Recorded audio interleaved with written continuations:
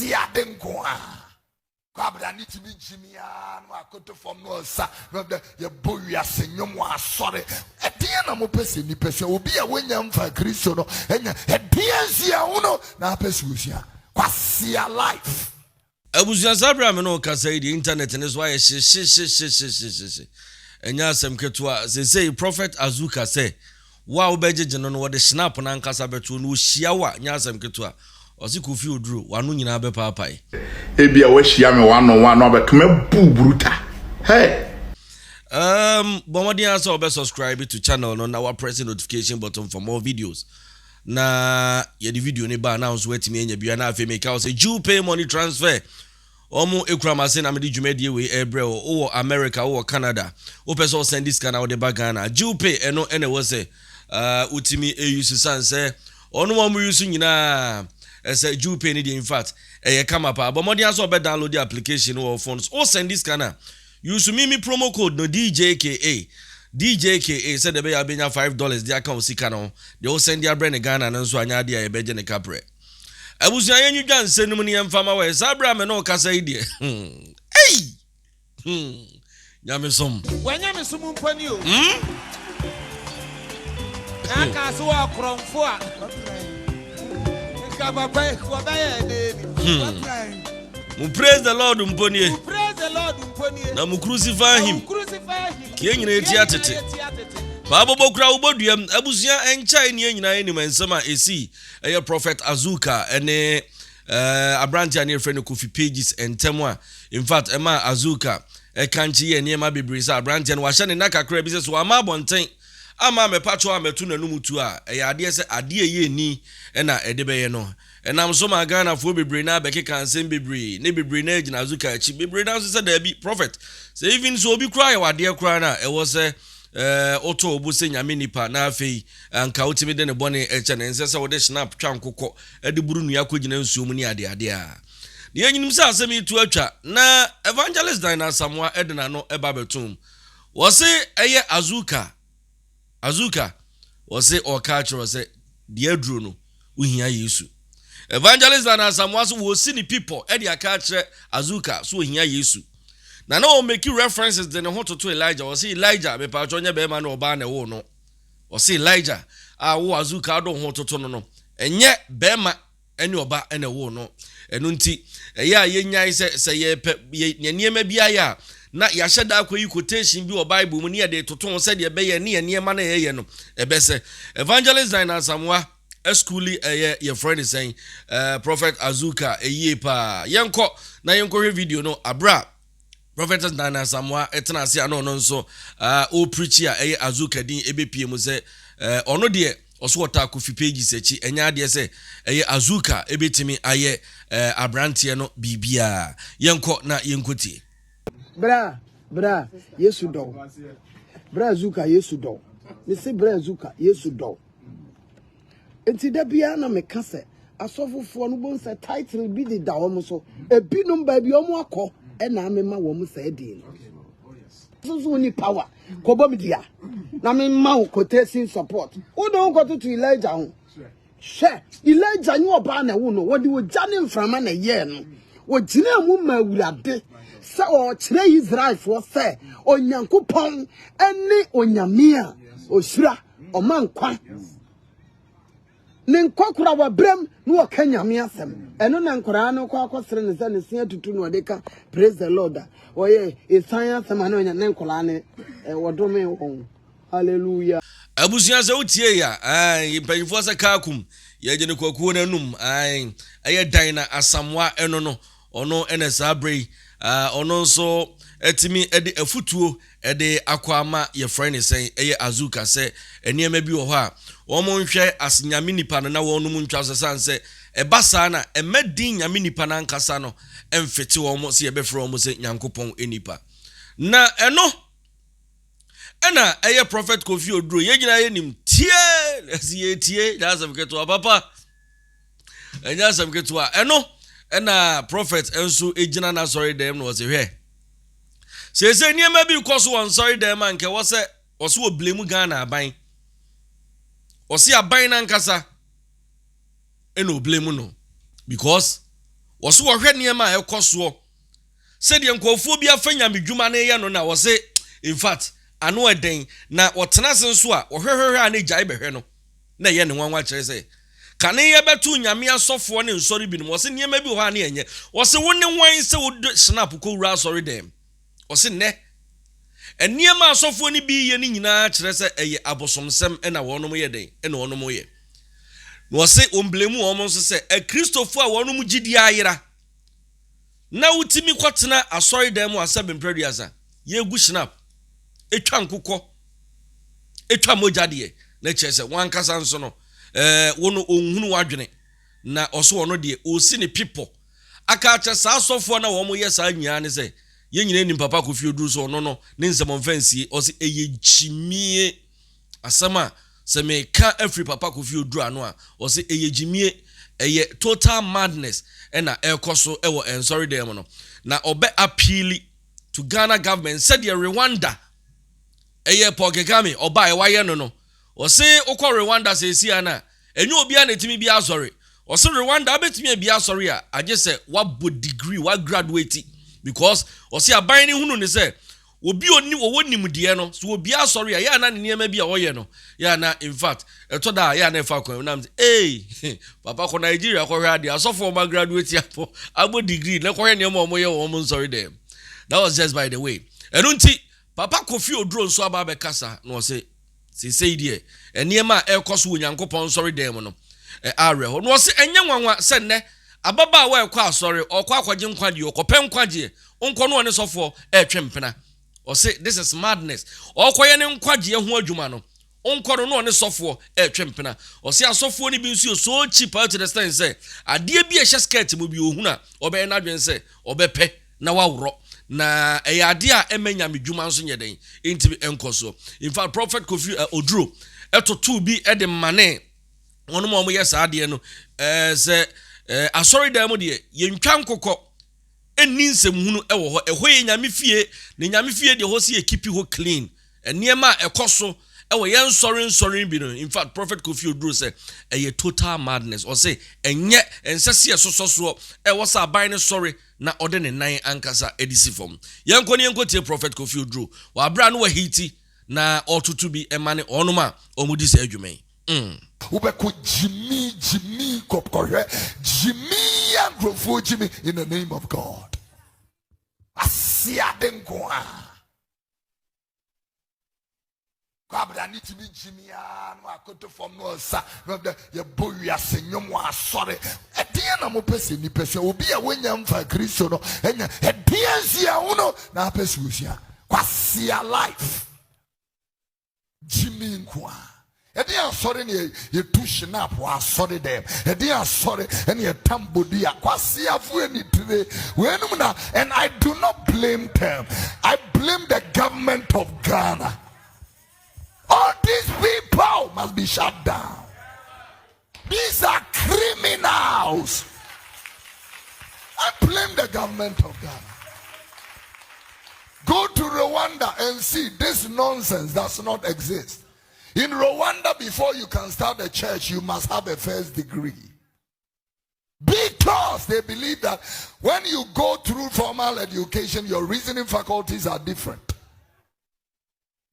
When you mean not for microphones, wow, sorry them,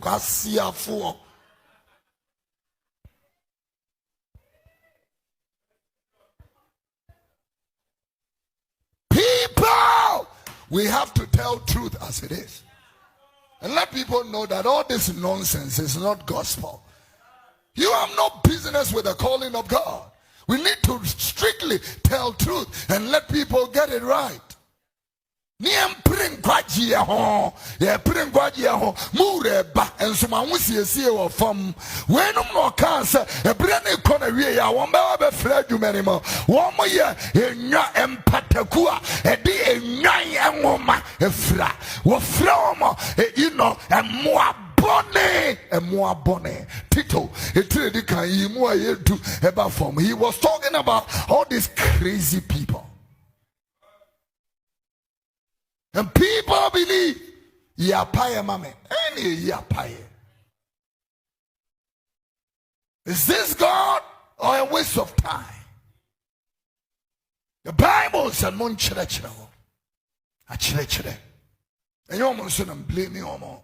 I blame church people. No, I ate bongo so I am PBS here. You move for the door. No, I am near ready. Wouldn't church to form is seeing with a dias yempe mistakes. Yeah, mistakes. Abaya wesi so kwa sorry so kwa kope ninkwaji ya umeduma be konas of the nechempera. What kind of stupidity is that? When you miss someone pony, Okay. Engaga so akronfo papa nko be ye denie eye prophet Kofi Oduro ena mukotie no enya asem keto akra na owie ye ena Azuka zeda bi asem bi wo ho a enhyeda ma mebo upunu na emu asem no hwa atimi asem ne hwew ena o se Ghana for me Azuka o mine ntie ne yie se de di kan si kane na anhwa de beto so mienu na be gem nsem o si anhwe bedrum rebi o the Bible na nkasa beto no ahyase abrontwade o so ohia wanya asem keto no mienu mungamu because o se ase o mine no emu no na de ya na ne ya so so no nko ka obi asem adenti na mode na asem ayatwe apia na moka enti obo Kofi Oduro din se Kofi Oduro me ka kire nya wonti atemu no papa oso o ka kire o se hweyie na nyesa na ne nsa so mu se o de fa sunsum mu na sa anya yi a o se niam bi kura ho ase se yenye ne sunsum biem oso obi wo ho o se otime kire na wo birim na nkasa wo pro ne widiem e ma ne hu se yes wo din se enu nti sabra me no kasa de in fact Azuka ni abri ye pa ensama Azuka ba bonti ababeke kane enya asem keto se o ka kire Kofi Oduro ne dan na Asamoah se so ma forma fofra mo mfa ma no so nyesa na so no omo eye nie nan a in fact kroma enya de omo nyina omo ebekọ a yenkodi enkotie wa abra prophet Azuka enso ekọ live no no so ani abra ono so ekeka bi e de ekire Kofi Oduro ene omo a omo kase ugina sorry de mu twa nkokọ esan egunsa e wo ho no yenkotie asema ono nso ekai me de obetimi defeat me ne say ebia wa hia me 1-on-1 no abekema buburuta hey na me say ebia second ade beba de ne Ghana ni wiase nyina BBC beba be fam asem we mu de montronto se me hia obi no asa betro se me na mtro for one na kan si nyina metutu no ay burade me yi hama wo me kan ba dia me ye wo no ay burade ay oh my way. Oh God, was all your suffer. Now when Jimmy I there suffer. Now yes, Chris the time no. Time I yes near for na mukwa na se kai shobi o. That's it. Aha, na se kai shobi o. Yes na there. Kofi Oduro and your first last so become asem Kofi Oduro. Me man strong warning. Kofi Oduro. Me man strong warning. Yes, I dear me no. Kofi Oduro. Wa utimi share mad pants. And the bed dina saw them dinsem hunu. Obi ankan. So free so we suffer preach wo there. Onkwa de na wo sinya me de ama wo preach. We first warning am de ma Kofi Oduro. Onsuye nyansa me na me pese me kasete obi a na me pese me wie me case ni wie wo a wo de ho aba bia wo a mo du me fi wo munye du a me fi enye obi a me so obi wa ni munye du me fi no wo a munye du me fi so ata so obi wa be pedin wo munye du a me fi Kofi Oduro ene enya first and last I will come as and be more was or them. And enya last with the amount coco. Na me tesa was said now was or them up boom dimbi moi. Oba Jimmy. Unma the cruntia. Se sofu unia sofunya someone nasa semba. Kadia so yen so them pipe over 30. Emfiti preko pe emeka nsem hunu. Emfiti preko pe emegyina bonten meche. Na mekasa o sofo a o si obi se wo do nsa kɔ wo no. Ugina ho dome. Enne de wo waso kamla edina ho kasa bebebebebe. Sofo kon anu tumu ate. Wakasa sa memfiu. Mahu se mu ha tina memfiu no. Na mo de say mahu se me no bokon for boot. Say first na Azuka na no de nyame na men kasa na to atwa. He say obi biara obekama asem bia me so. Oga se tietie na o Kofi fa no ma no be tie. Yentie dai. O ho osro wonum no ma ye no London. Wonum se mu na odi no London. Se mu na odi no London no na odwane betena ha. Oga se nim.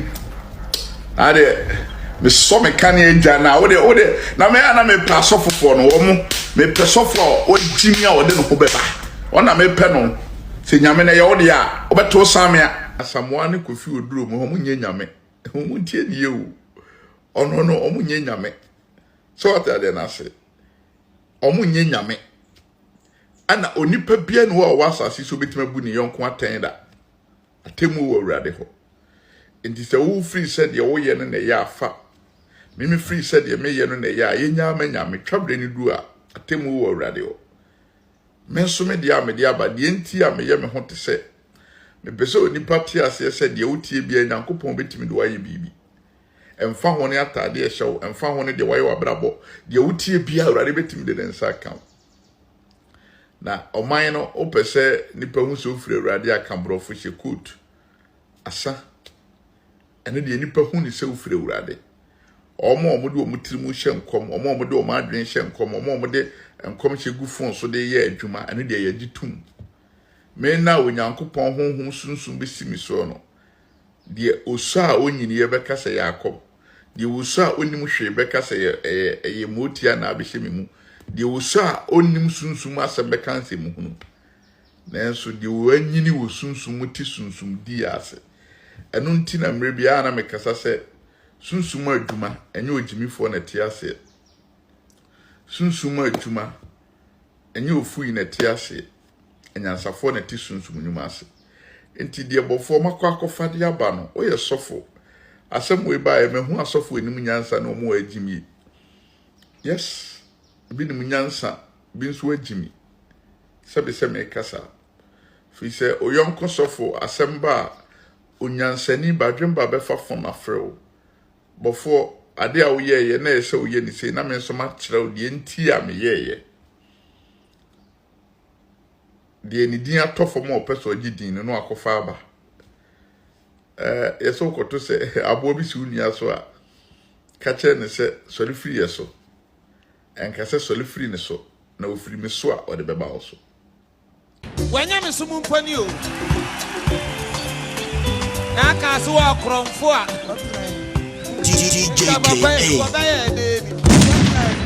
who praise the Lord mponi who praise the Lord mponi now crucify him yenya ye tiatete Dr. Babu yeah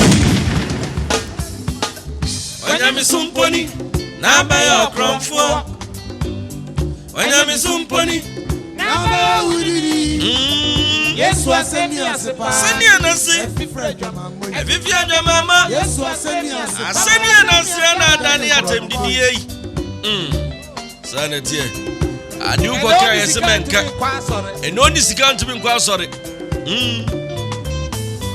sanetie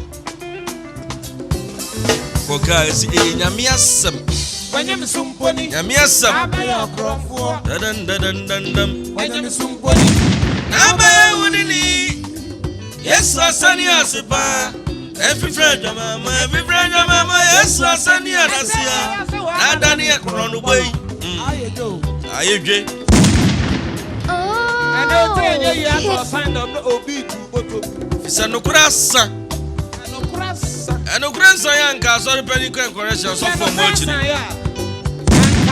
asori penny coin collection Osofu omo achiri e dia koto